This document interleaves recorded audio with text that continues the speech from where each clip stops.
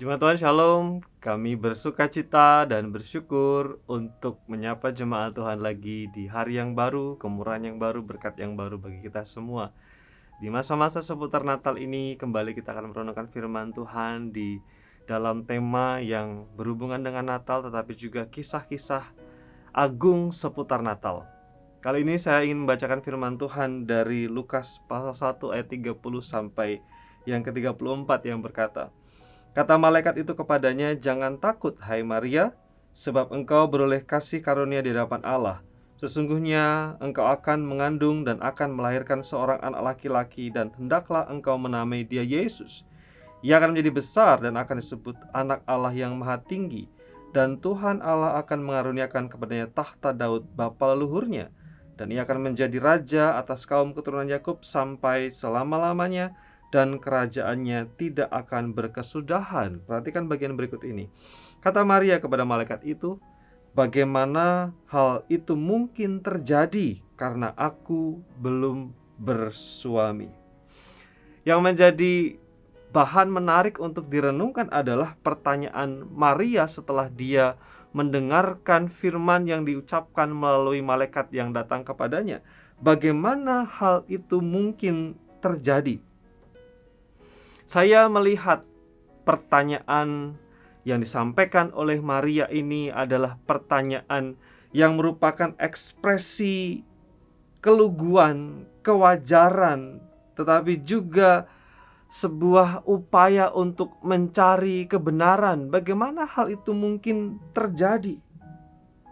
Mungkin juga banyak orang bertanya kalau berbicara tentang peristiwa Natal, bagaimana mungkin terjadi Allah bisa mengasihi dunia? Bagaimana caranya? Sama seperti Maria bertanya, bagaimana caranya Allah bisa mewujudkan kasih-Nya? Allah bisa menyatakan kasih-Nya. Allah bisa menyatakan janjinya dengan menghadirkan juru selamat ke tengah-tengah dunia. Bagaimana mungkin itu terjadi? Bagaimana caranya?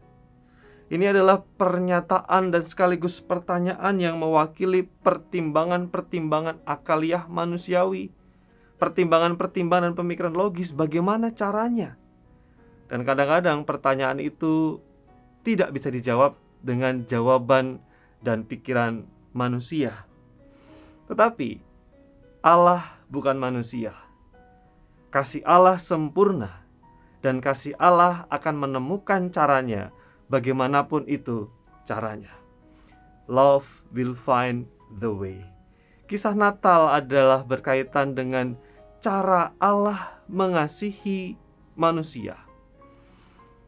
Sekalipun susah, sekalipun mustahil dan tidak mungkin bagi manusia, tapi bicara tentang kasih Allah akan menemukan caranya untuk mengasihi manusia. Sekali lagi, love will find the way.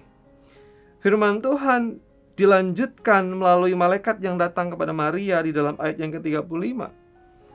Cara yang Tuhan kerjakan adalah Roh Kudus akan turun ke atasmu, dan kuasa Allah yang maha tinggi akan menaungi engkau.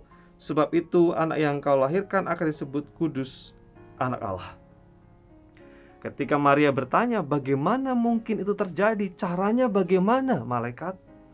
Tuhan berkata, ini caranya Tuhan, bahwa Roh Kudus akan turun ke atasmu, dan kuasa Allah yang maha tinggi akan menaungi engkau. Allah punya cara untuk menyatakan karyanya, kasih-Nya kepada manusia. Bicara tentang Natal adalah bicara tentang cara Allah mengasihi manusia dengan cara yang begitu dahsyat dan luar biasa. Allah selalu punya cara untuk mengasihi kita. Tidak ada sesuatu yang terlalu sulit bagi Allah untuk menyatakan kasih-Nya bagi manusia.